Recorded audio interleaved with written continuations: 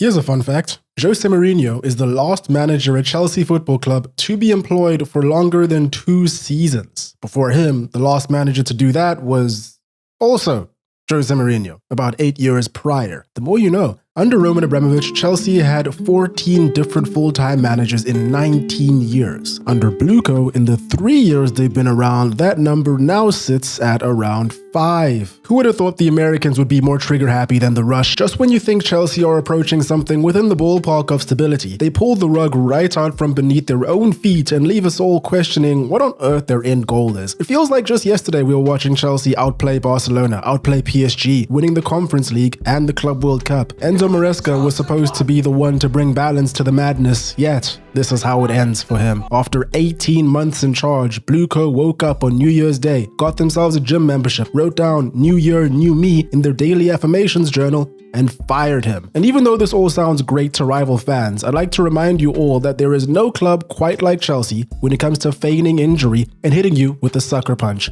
Or maybe I'm just giving them too much credit. Hello, hope you're well. Welcome back. If you haven't subscribed, please consider doing so. 400k is around the corner, and that is a very big goal of mine in early 2026. If that didn't convince you, here's a picture of a baby hippo to seal the deal. I wanted to wait a couple of days before posting this video because there have been a lot of contradicting sentiments and statements coming out about this Chelsea team during this crazy period for them. Stick around until the end and we'll try and go through the most important ones. And a lot of that noise simply sounds like propaganda against Maresca coming out of nowhere to paint a picture of an insubordinate man who intentionally derailed everything at the club, purposefully forcing their hand as he vied for the Manchester City job. I don't know, you never really know what's really true when it comes to these sorts of things, but there's always that element of sprinkling a little bit of truth amongst the fabrications to make it a little bit more authentic. But to me, it just felt like the scapegoating machine was whirring really heavily. It's clear that the Chelsea leadership value player trading, or rather assets trading, as their main business model and winning football games as secondary. It's the only way you can justify spending £1.5 billion on players in 3.5 years, with about 800 million recouped to tell the full truth, but still be so inconsistent on the pitch, have so few truly impactful players, and show no signs of a pivot in strategy. On top of all of that, when speculation over whether Bluco would enlist the services of Liam Rosenior, then manager of Strasbourg in France's Ligue 1, another team they own, the response was that they did not care if they disrupted Strasbourg's season. Mind you, Strasbourg are having a good season. And in European competition, Rosenior is Chelsea's new manager. It seems that they don't really care if they disrupt any of their team seasons, but really, I don't think any of us should be surprised at the general confusion in their approach to everything. Let's also not forget that this is the same leadership that have previously been reported to despise one another and have openly been trying to buy the other one out for almost 2 years. Cross this with a football coach who, by definition, should only really care about winning, and you get the lads in blue over here. There is a lot of smoke. Also, by the way, halfway through the year, Chelsea still do not have a shirt sponsor. When Enzo Maresca arrived at Chelsea in June 2024, he was on the rise. With Leicester City, he achieved promotion to the Premier League and was known as a man that would do absolutely everything to get the job done. Him opting to literally sleep at Leicester's training facility for his first 2 weeks on the job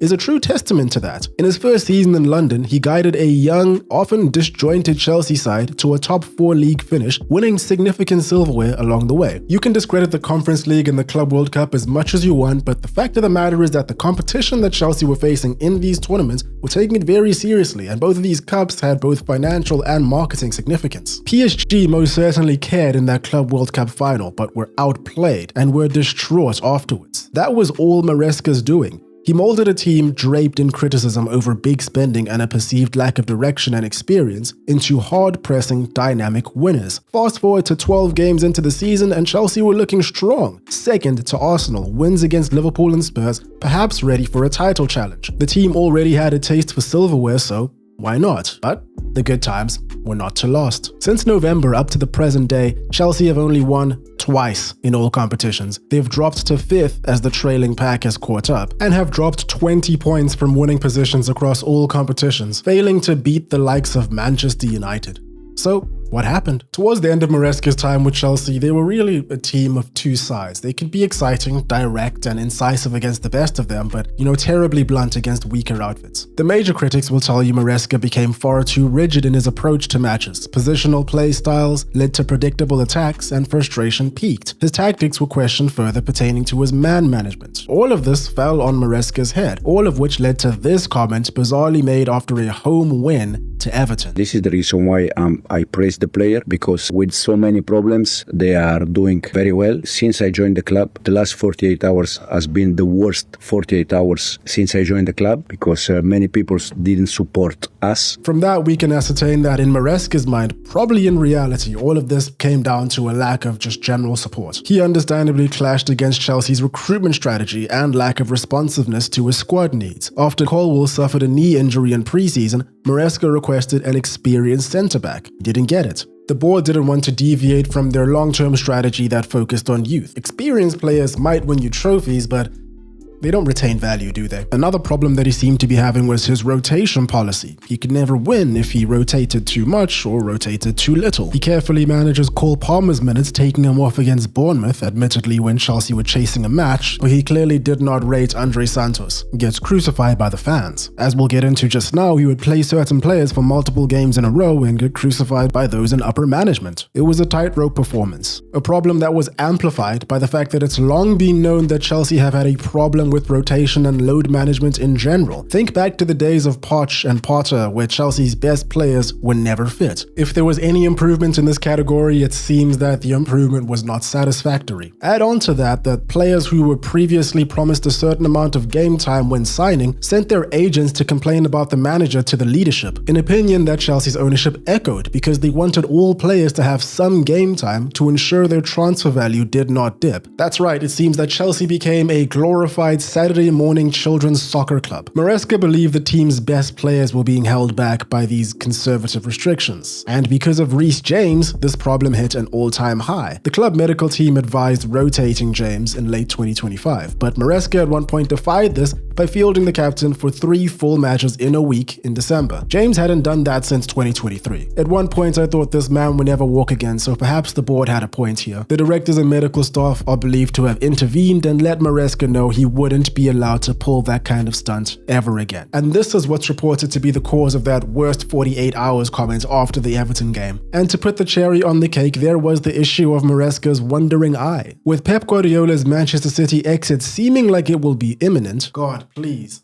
I need you to do this for me, please. Maresca is apparently one of the prime candidates. In fact, it's been confirmed that Maresca admitted to Chelsea's ownership that he had held discussions with Man City about replacing his former boss. He also let it be known that Juventus were interested. Now, the prevailing theories are that he was either shopping for a new contract or crafting an exit. Chelsea were rubbed the wrong way and he got the latter. The former is a bit of a strange theory, considering that he was signed to Chelsea through to 2029, but we proceed. Regarding his relationship with the players, the noise around the dressing room was growing louder and louder by the end of December, which only makes sense. Need I remind you that Alejandro Garnacho plays for this team? Still, by many accounts, it seems that most of the players respected Maresca and was sad to see him go. Many posted the usual, quote, learned so much, sad to see you go, end quote, Instagram photo. Not that this is a real indication of sorrow, you can make of it what you will, but it's not that hard to assume that some relationships were strained, either positively or negatively. After the Bournemouth game at the end of 2025, his last game in charge, Maresca apparently left the stadium without addressing his team nor the press. The excuse provided by assistant Willy Caballero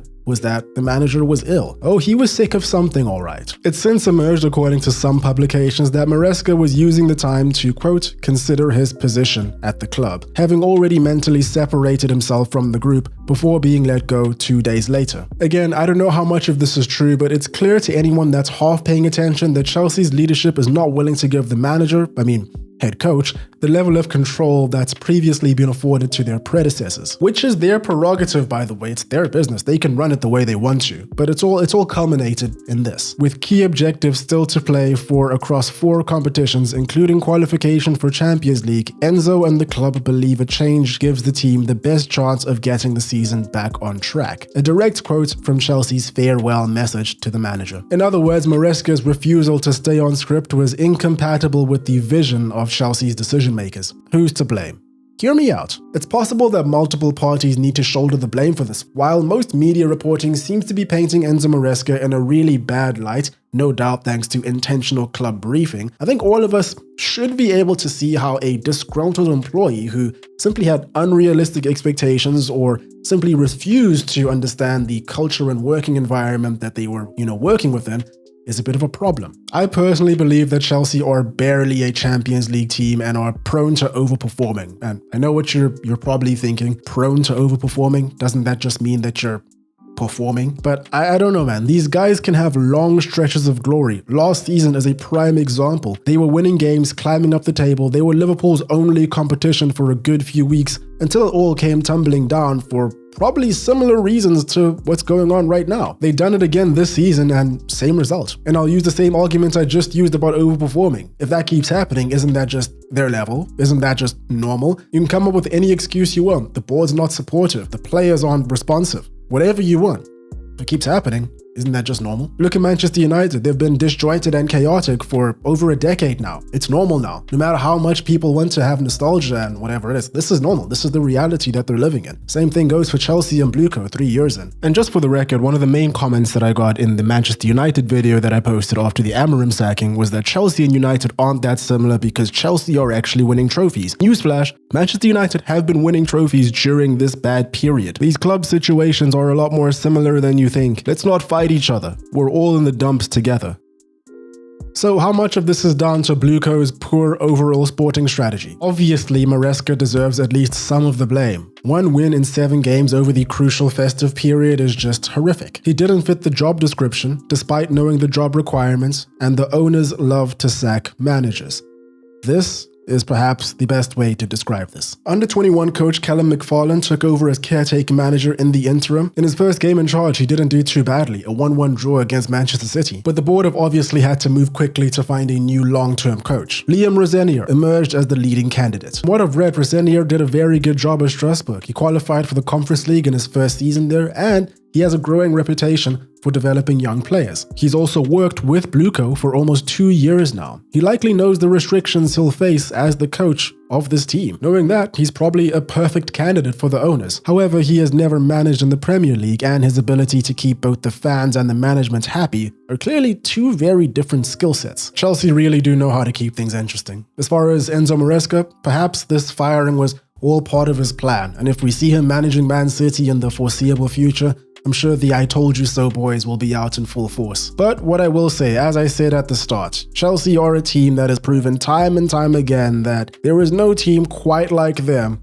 at proving people wrong in their darkest hours. And there we have it. Let me know what you think about Chelsea. Please consider subscribing if you haven't. That's all for me today. Hope you guys enjoyed. Hope you're having a great day. Cheers, and I'll catch you in the next one.